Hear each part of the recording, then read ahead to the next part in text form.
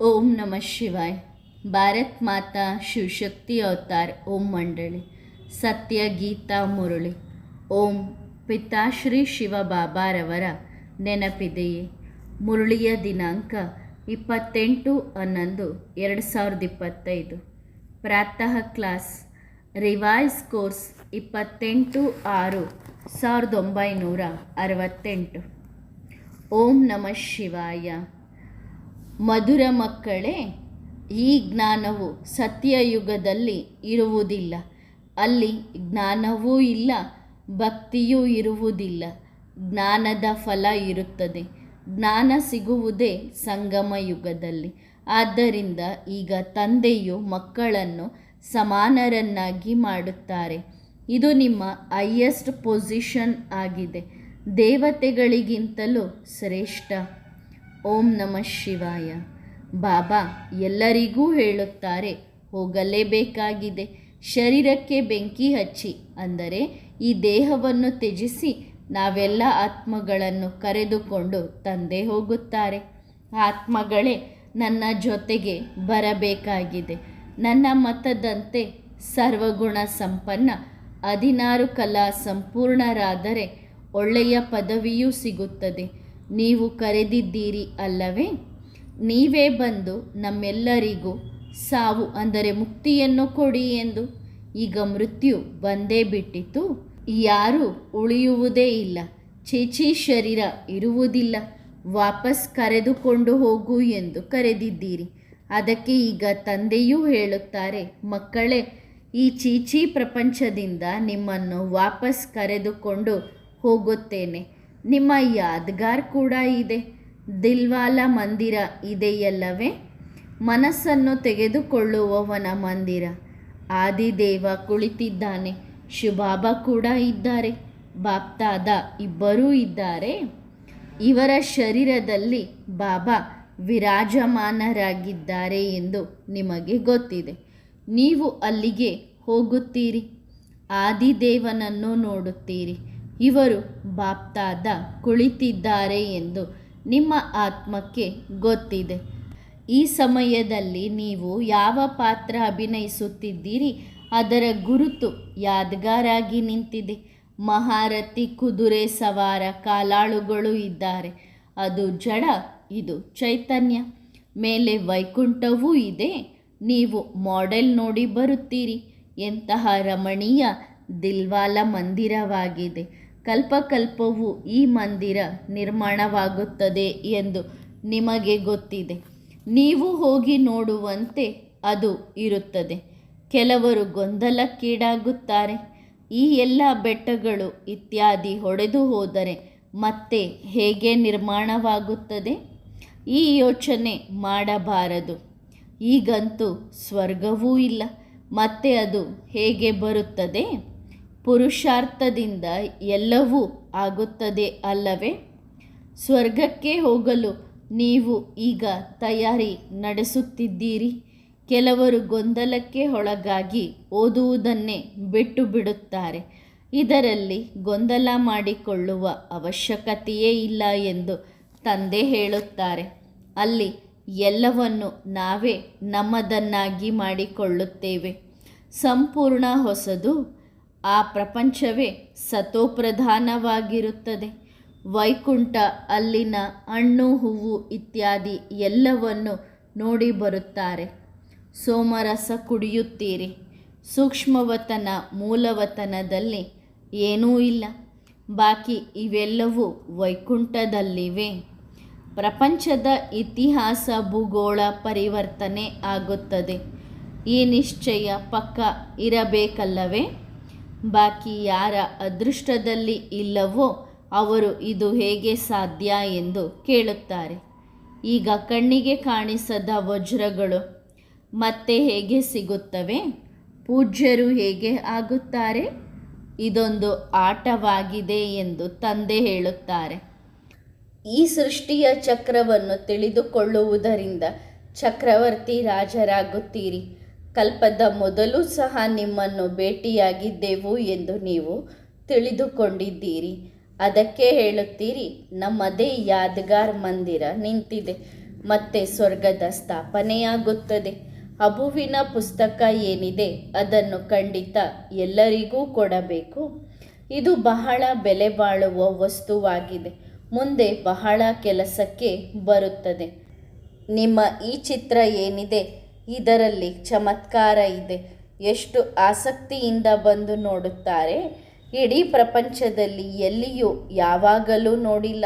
ಹಾಗೂ ಯಾರು ಇಂತಹ ಚಿತ್ರವನ್ನು ತಯಾರಿಸಿ ಜ್ಞಾನವನ್ನು ಕೊಡಲು ಸಾಧ್ಯವಿಲ್ಲ, ಕಾಪಿ ಮಾಡಲು ಸಾಧ್ಯವಿಲ್ಲ. ಈ ಚಿತ್ರವಂತೂ ಖಜಾನೆಯಾಗಿದೆ. ಇದರಿಂದ ನೀವು ಪದ್ಮಾಪದಂ ಭಾಗ್ಯಶಾಲಿಗಳಾಗುತ್ತೀರಿ.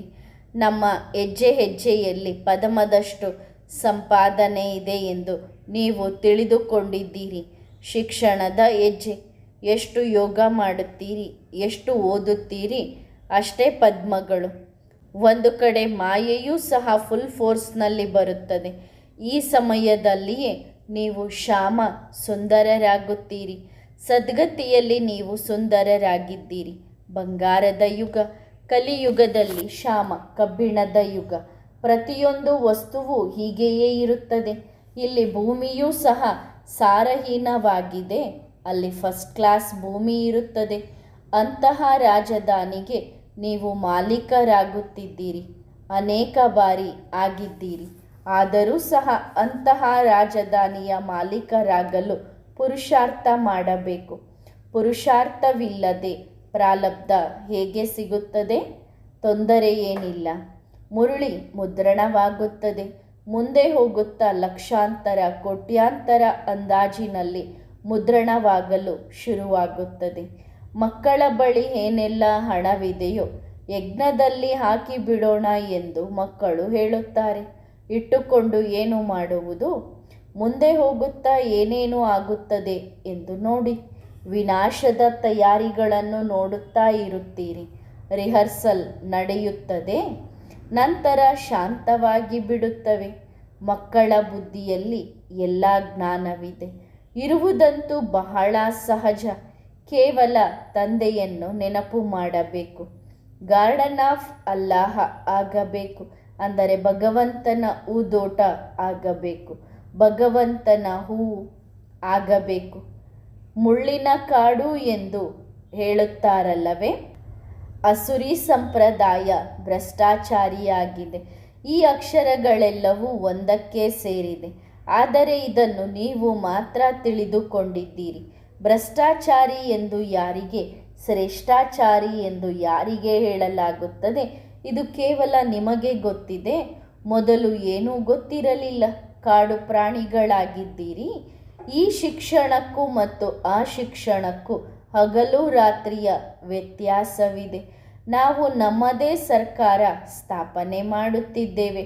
ಇದನ್ನು ಅರ್ಥ ಮಾಡಿಕೊಳ್ಳುತ್ತಿದ್ದಾರೆ. ಅಂತರಾಳದಲ್ಲಿ ಪಕ್ಕಾ ಮಾಡಿಕೊಳ್ಳಿರಿ. ಪಾಂಡವರು ಮತ್ತು ಕೌರವರು ಎಂದು ಹೆಸರಿದೆಯಲ್ಲವೇ? ನೀವು ಪಂಡಾಗಳು ಅಂದರೆ ಮಾರ್ಗದರ್ಶಕರು.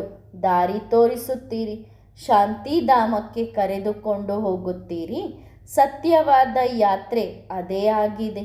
ತೀರ್ಥಯಾತ್ರೆಗಳಲ್ಲಿ ಮನುಷ್ಯರು ಪವಿತ್ರರಾಗಲು ಹೋಗುತ್ತಾರೆ. ಗಂಗಾ ಸ್ನಾನ ಮಾಡುತ್ತಾರೆ. ಅಮೃತ ಕುಡಿಯುತ್ತಾರೆ. ಮಕ್ಕಳು ತಂದೆಯನ್ನು ನೆನಪು ಮಾಡುವ ಪುರುಷಾರ್ಥವನ್ನು ಮಾಡುತ್ತಾರೆ. ಮಕ್ಕಳು ಸರ್ವಿಸ್ ಮಾಡಿ ಬಂದಿದ್ದಾರೆ. ನೀವು ಈಶ್ವರೀಯ ಸರ್ವಿಸ್ ಬಗ್ಗೆ ತಿಳಿದುಕೊಂಡಿದ್ದೀರಿ. ಯಾರ ಪಾತ್ರವಿದೆಯೋ ಅವರು ಈಶ್ವರೀಯ ಸೇವೆಯಲ್ಲಿ ತೊಡಗಿರುತ್ತಾರೆ. ಮುಂದೆ ಹೋಗುತ್ತಾ ನೀವು ನೋಡುತ್ತೀರಿ. ಸೇವೆಯಲ್ಲಿ ಖುಷಿಯಿಂದ ಸಹಾಯ ಮಾಡುತ್ತಾರೆ. ತಂದೆ ಬಂದು ಮಕ್ಕಳಿಗೆ ಧೈರ್ಯ ನೀಡುತ್ತಾರೆ. ಸುಖ ದುಃಖದ ಆಟವಾಗಿದೆ ಎಂದು ತಿಳಿದುಕೊಂಡಿದ್ದೀರಿ. ತಂದೆ ಸಂಗಮ ಯುಗದಲ್ಲಿಯೇ ಬರುತ್ತಾರೆ. ತಂದೆ ಬಂದು ಎಲ್ಲರನ್ನು ಸುಖಧಾಮ ಶಾಂತಿಧಾಮದ ಮಾಲೀಕರನ್ನಾಗಿ ಮಾಡುತ್ತಾರೆ. ನಾಟಕದ ರಹಸ್ಯವನ್ನು ನೀವು ತಿಳಿದುಕೊಂಡಿದ್ದೀರಿ. 3000 ವರ್ಷಗಳ ಹಿಂದೆ ಪ್ರಪಂಚ ಸ್ವರ್ಗ ಆಗಿತ್ತು ಎಂದು ಹೇಳುತ್ತಾರೆ. ಆದರೆ ಆಶ್ಚರ್ಯವೆಂದರೆ ಭಾರತವಾಸಿಗಳು ಇಷ್ಟು ದೊಡ್ಡ ಸುಳ್ಳುಗಳನ್ನು ಹೇಳಿದ್ದಾರೆ. ಮತ್ತೆ ಸತ್ಯ ಸಿದ್ಧವಾಗುತ್ತದೆ. ಪ್ರಪಂಚದ ಇತಿಹಾಸ ಭೂಗೋಳ ಮತ್ತೆ ಪುನರಾವರ್ತನೆ ಆಗುತ್ತದೆ. ನಾವು ಚಕ್ರವನ್ನು ಹೇಗೆ ಸುತ್ತುತ್ತೇವೆ ಎಂಬುದು ನಿಮ್ಮ ಮನಸ್ಸಿನಲ್ಲಿದೆ. ಮತ್ತೆ ಈ ಜ್ಞಾನ ಸತ್ಯಯುಗದಲ್ಲಿ ಇರುವುದಿಲ್ಲ. ಅಲ್ಲಿ ಜ್ಞಾನವೂ ಇಲ್ಲ, ಭಕ್ತಿಯೂ ಇಲ್ಲ. ಜ್ಞಾನದ ಫಲವಿದೆ. ಜ್ಞಾನ ಸಿಗುವುದೇ ಸಂಗಮದಲ್ಲಿ. ಆದ್ದರಿಂದ ಈಗ ತಂದೆ ಮಕ್ಕಳನ್ನು ತಮ್ಮ ಸಮಾನರನ್ನಾಗಿ ಮಾಡುತ್ತಿದ್ದಾರೆ. ಯಾರು ಯಾರು ಬ್ರಾಹ್ಮಣರಾಗುತ್ತಾರೆ, ಇದು ನಿಮ್ಮ ಹೈಯೆಸ್ಟ್ ಪೊಸಿಷನ್ ಆಗಿದೆ. ದೇವತೆಗಳಿಗಿಂತಲೂ ಶ್ರೇಷ್ಠ ಇದ್ದಾರೆ. ಇದಂತೂ ಸ್ಪಷ್ಟ ಆಗಿದೆ. ನಾವು ಆಕ್ಟರ್ಸ್, ಪಾತ್ರಧಾರಿಗಳು ಎಂದು ನೀವು ತಿಳಿದುಕೊಂಡಿದ್ದೀರಿ. ಒಬ್ಬ ಪಾತ್ರಧಾರಿಯು ಇದರಿಂದ ಹೊರಬರಲು ಸಾಧ್ಯವಿಲ್ಲ. ಎಷ್ಟೇ ಸಂಖ್ಯೆ ಇದ್ದರೂ ಸರಿ. ಸತ್ಯಯುಗದಲ್ಲಿ ಬಹಳ ಕಡಿಮೆ ಮನುಷ್ಯರಿರುತ್ತಾರೆ ಎಂಬುದನ್ನು ತಿಳಿದುಕೊಂಡಿದ್ದಾರೆ. ಸತ್ಯಯುಗದ ಆದಿಯಲ್ಲಿ ಏನಿರುತ್ತದೆ? ಆದರೂ ರಾಜಧಾನಿ ಇದೆ ಅಲ್ಲವೇ? ಮೊದಲು ಈ ಲಕ್ಷ್ಮೀನಾರಾಯಣರು ಇರುತ್ತಾರೆ, ಇವರ ಪ್ರಜೆಗಳು ಇರುತ್ತಾರೆ. ನಂತರ ವೃದ್ಧಿಯಾಗುತ್ತದೆ.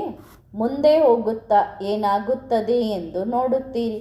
ಮಧುರಾತಿ ಮಧುರ ಮಕ್ಕಳಿಗೆ ಜ್ಞಾನ ಬಹಳ ಚೆನ್ನಾಗಿ ಸಿಗುತ್ತಿದೆ. ಅರ್ಥ ಮಾಡಿಕೊಳ್ಳುತ್ತಾ ಮುಂದೆ ಹೋಗುತ್ತಾರೆ ಮತ್ತು ವೃದ್ಧಿಯನ್ನು ಹೊಂದುತ್ತಾರೆ. ಬೇರೇನೂ ಅರ್ಥ ಮಾಡಿಕೊಳ್ಳದಿದ್ದರೂ ಪರವಾಗಿಲ್ಲ. ಭಗವಂತ ಹೇಳುತ್ತಾರೆ ಅಲ್ಲವೇ, ಅವರು ನಿರಾಕಾರ ಎಂದು ಗೊತ್ತಿದೆ. ನಾವು ನಿರಾಕಾರರಾಗಿದ್ದೆವು. ಬಾಬಾ ಕೂಡ ನಿರಾಕಾರ. ಮತ್ತೆ ಇಲ್ಲಿಗೆ ಬಂದು ಪಾತ್ರ ಅಭಿನಯಿಸುತ್ತಾರೆ. ಹೇಳಿ, ಈ ಜ್ಞಾನ ನಿಮಗೆ ಬೇರೆಲ್ಲೂ ಸಿಗುವುದಿಲ್ಲ. ಈ ಚಿತ್ರ ಇತ್ಯಾದಿಗಳನ್ನು ದಿವ್ಯ ದೃಷ್ಟಿಯಿಂದ ಮಾಡಿಸಲಾಗಿದೆ. ನಾವು ಜಡ ಕಲ್ಲು ಬುದ್ಧಿಯವರಾಗಿದ್ದೆವು. ಈ ಬ್ರಹ್ಮನು ಕಲ್ಲು ಬುದ್ಧಿಯವರಾಗಿದ್ದರು. ಇವರಲ್ಲಿ ಬಾಬಾ ಪ್ರವೇಶ ಮಾಡಿದ್ದಾರೆ. ನಂತರ ಪಾರಸ ಬುದ್ಧಿಯವರಾಗಬೇಕು. ಹೇಳುವುದರಲ್ಲಿ ಏನೂ ತಪ್ಪಿಲ್ಲ. ಶ್ರೀ ಶ್ರೀ 108 ಇವರೇ ಅಲ್ಲವೇ? ಆದರೆ ನಾವೇನು ಹೇಳಿಕೊಳ್ಳುವುದಿಲ್ಲ. ಸತ್ಯ ಸತ್ಯವೇ ಆಗಿದೆ. ಬರೆಯುವ ಅವಶ್ಯಕತೆ ಏನಿದೆ? ನೀವು ಓದುತ್ತಾ ಇರುತ್ತೀರಿ, ತಿಳಿದುಕೊಳ್ಳುತ್ತೀರಿ. ಶಿವಬಾಬಾ ನಮಗೆ ಓದಿಸುತ್ತಿದ್ದಾರೆ ಎಂದು ಮಕ್ಕಳ ಬುದ್ಧಿಯಲ್ಲಿ ಇರಬೇಕು. ಶಿವಬಾಬಾರವರನ್ನೇ ನೆನಪು ಮಾಡಬೇಕು. ಜಾಸ್ತಿ ಏನೂ ಇಲ್ಲ. ಮಕ್ಕಳಿಗೆ ಇದನ್ನೇ ಪಕ್ಕಾ ಮಾಡಿಸಿ. ಅಬಲೆಯರಿದ್ದಾರೆ. ಕೇವಲ ಶಿವಬಾಬನನ್ನು ನೆನಪು ಮಾಡಿ. ದೈವಿ ಗುಣ ಧಾರಣೆ ಮಾಡಿದರೆ ನೀವು ವಿಶ್ವದ ಮಾಲೀಕರಾಗುತ್ತೀರಿ. ತಂದೆ ಧೈರ್ಯ ಕೊಡುತ್ತಾರೆ. 21 ಜನ್ಮ ಅಷ್ಟೇ ಅಲ್ಲ, 40-50 ಜನ್ಮಗಳವರೆಗೆ ಯಾವುದೇ ದುಃಖವಿರುವುದಿಲ್ಲ. ಕಾಲನ ಭಯ ಎಷ್ಟಿರುತ್ತದೆ? ಅಲ್ಲಿ ಕಾಲನಿಗೆ ಬರುವ ಅಪ್ಪಣೆಯೇ ಇಲ್ಲ. ಖುಷಿಯಿಂದ ಗರ್ಭಕ್ಕೆ ಹೋಗುತ್ತೀರಿ. ಶರೀರ ಬಿಟ್ಟು ಹೋಗಿ ಮಗುವಾಗುತ್ತೇನೆ ಎಂಬ ಖುಷಿ ಬಾಬರಿಗೆ ಇದೆ ಅಲ್ಲವೇ? ಖುಷಿಯಲ್ಲಿ ಮಕ್ಕಳು ಕುಣಿದಾಡಬೇಕು. ಬ್ರಾಹ್ಮಣರೇ ಎಲ್ಲರಿಗೂ ಶ್ರೇಷ್ಠ, ಏಕೆಂದರೆ ತಂದೆ ಓದಿಸುತ್ತಾರೆ. ಆ ನಶೆ ಇರಬೇಕು. ತಂದೆ ಆಜ್ಞಾಕಾರಿ ಸೇವಕ ಆಗಿದ್ದಾರೆ.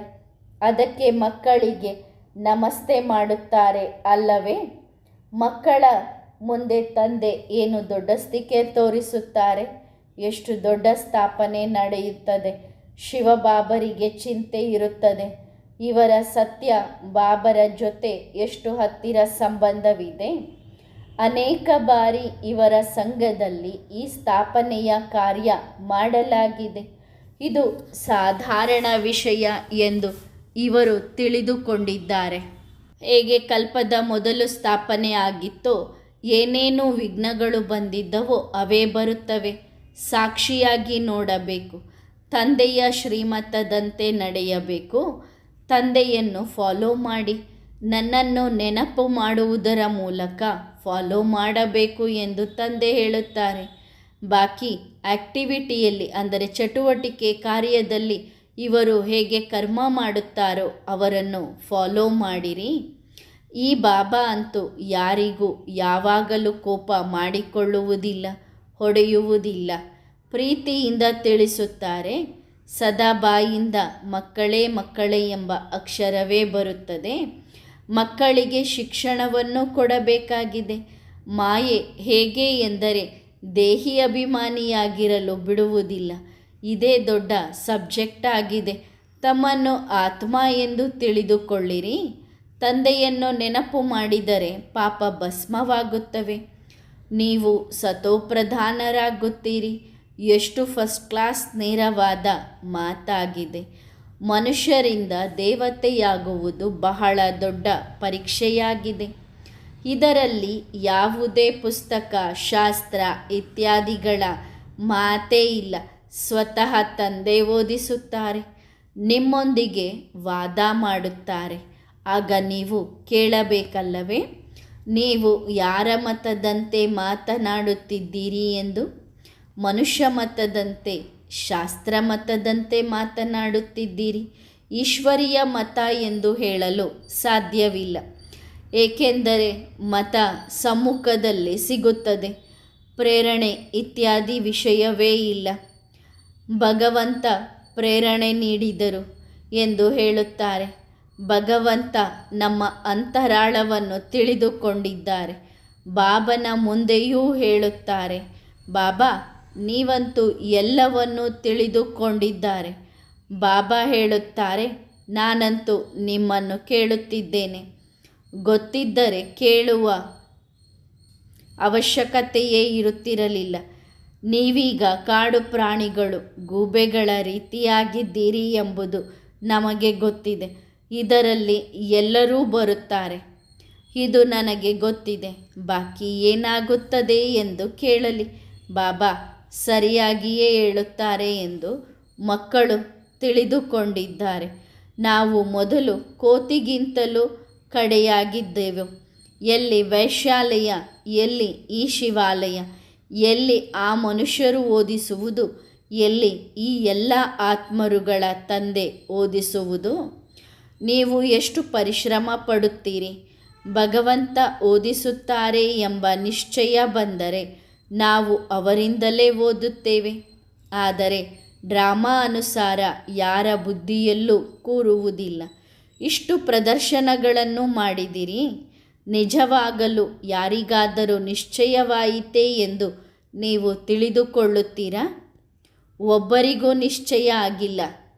ಭಗವಂತ ಓದಿಸುತ್ತಾರೆ ಎಂದು ಯಾರಿಗೂ ನಿಶ್ಚಯವಾಗಿಲ್ಲ. ಒಳ್ಳೆಯದು, ಯಾರಿಗಾದರೂ ನಿಶ್ಚಯವಾದರೂ ಸರಿ. ಮತ್ತೆ ತಂದೆಯ ಹೆಸರನ್ನು ಪ್ರತ್ಯಕ್ಷ ಮಾಡಿ ತೋರಿಸಲಿ. ಪರಿಶ್ರಮವಿದೆ ಅಲ್ಲವೇ? ನೀವು ಸರ್ವಿಸ್ ಅಂತೂ ಮಾಡುತ್ತೀರಿ, ಆದರೆ ದೈವಿ ಗುಣಗಳು ಎಲ್ಲಿವೆ? ನಿಶ್ಚಯ ಬುದ್ಧಿಯುಳ್ಳವರ ಚಟುವಟಿಕೆಯನ್ನು ಮಕ್ಕಳಿಗೆ ತಿಳಿಸುತ್ತೀರಿ. ಇದಕ್ಕೆ ನಿಶ್ಚಯ ಎಂದು ಹೇಳಲಾಗುತ್ತದೆ. ಅವರು ತಂದೆಯನ್ನು ಬಹಳ ಪ್ರೀತಿ ಮಾಡುತ್ತಾರೆ. ಬಾಬಾ ನಮ್ಮ ಅದೃಷ್ಟವನ್ನು ಬಹಳ ಶ್ರೇಷ್ಠವಾಗಿ ಮಾಡುತ್ತಿದ್ದಾರೆ ಎಂದು ಅವರಿಗೆ ಗೊತ್ತಿದೆ. ತಂದೆಯ ಮಗುವಾಗಿ ಮತ್ತೆ ಯಾವಾಗಲೂ ಆಳಬಾರದು. ಅತ್ತು ಬಿಟ್ಟರೆ ಇವರಿಗೆ ನಿಶ್ಚಯವಿದೆ ಎಂದು ಯಾರು ಹೇಳುತ್ತಾರೆ? ರಾಜನ ಮಗುವೂ ಅಳಬಹುದು. ನೀವಂತೂ ಈಶ್ವರನ ಮಕ್ಕಳಲ್ಲವೇ? ದೇವತೆಗಳು ಯಾವಾಗಲೂ ಅಳುವುದೇ ಇಲ್ಲ. ಇವೆಲ್ಲವನ್ನು ಕಲಿಯುವುದೇ ಇಲ್ಲಿ. ಭಾರತ ಹೀಗಿತ್ತು ಎಂದು ಈಗ ನಿಮಗೆ ತಿಳಿದಿದೆ. ಯಾವಾಗಲೂ ಅಕಾಲ ಮೃತ್ಯು ಇರುವುದಿಲ್ಲ. ಹೆಸರೇ ಅಮರಪುರಿ.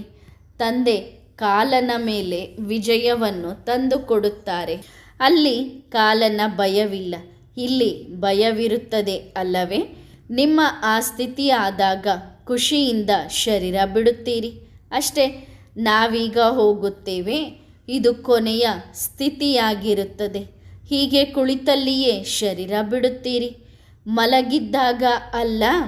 ಸೆಕೆಂಡ್ ಗ್ರೇಡ್ ಸನ್ಯಾಸಿಗಳು ಸಹ ಹೀಗೆ ಕುಳಿತಲ್ಲೇ ಶರೀರ ಬಿಡುತ್ತಾರೆ.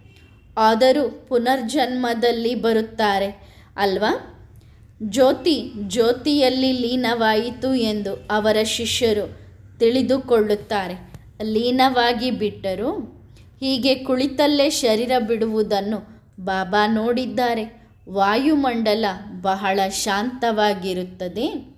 ನಾವೂ ಸಹ ಹೀಗೆ ಕುಳಿತಲ್ಲೇ ಬಾಬಾರ ಬಳಿ ಹೋಗುತ್ತೇವೆ. ಆಗ ಪಾಸ್ ವಿತ್ ಆನರ್ ಎಂದು ಹೇಳಲಾಗುತ್ತದೆ. ಆ ದೃಶ್ಯವೇ ನಿಗದಿಯಾಗಿದೆ. ಹೇಗೆ ಪತ್ನಿ ಪತಿಯ ಬಳಿ ಖುಷಿಯಿಂದ ಹೋಗುತ್ತಾಳೋ ಹಾಗೆ ಬಹಳ ಖುಷಿಯಿಂದ ಹೋಗಬೇಕು. ಆತ್ಮಗಳ ತಂದೆಯು ಪತಿಯಾಗಿದ್ದಾರೆ ಅಲ್ಲವೇ? ಹಾಗಾಗಿ ಹೀಗೆ ಕುಳಿತಲ್ಲೇ ಹೋಗಬೇಕು. ಅತಿ ಪ್ರೀತಿಯ ಪ್ರಿಯತಮ ಆಗಿದ್ದಾರೆ. ಹೀಗೆ ಶರೀರ ಬಿಟ್ಟರೆ ಬಹುಮಾನ ಸಿಗುತ್ತದೆ. ಬಾಬಾ ಸರಿಯಾಗಿಯೇ ಹೇಳುತ್ತಾರೆ ಎಂದು ನೀವು ತಿಳಿದುಕೊಂಡಿದ್ದೀರಿ. ಹೋಗಬೇಕೆಂದರೆ ಹೀಗೆ ಹೋಗಬೇಕು. ತಮ್ಮ ಸ್ಥಿತಿಯ ಪರಿಶೀಲನೆ ಮಾಡಿಕೊಳ್ಳಬೇಕು. ಕೆಲವು ಸ್ತ್ರೀಯರು ಪತಿಯ ಹಿಂದೆ ಚಿತೆಯನ್ನೇರುತ್ತಾರೆ. ಎಷ್ಟು ನಿರ್ಭಯರಾಗಿರುತ್ತಾರೆ. ಯಾರು ಅವರನ್ನು ತಡೆಯಲು ಸಾಧ್ಯವಿಲ್ಲ. ನಂತರ ಆ ಪತಿಯ ಜೊತೆ ಹೋಗಿ ಸೇರುತ್ತಾರೆ. ಮನೋಕಾಮನೆ ಪೂರ್ಣವಾಗುತ್ತದೆ.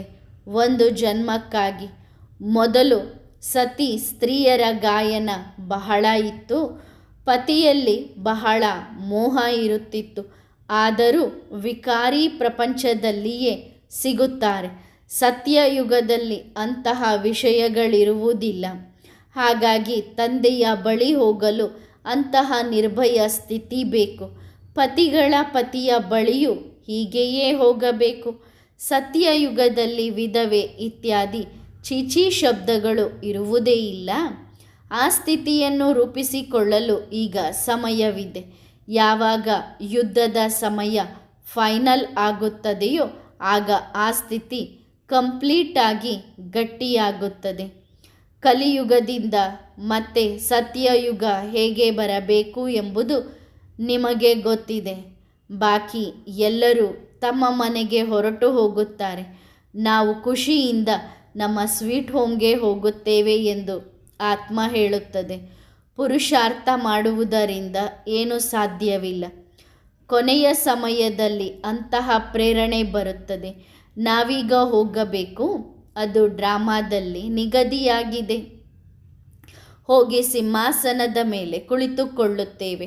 ನಾವು ಶರೀರ ಬಿಟ್ಟು ಹೋಗಿ ಮಗುವಾಗುತ್ತೇವೆ ಎಂಬುದು ಅಲ್ಲಿ ಗೊತ್ತಾಗುತ್ತದೆ.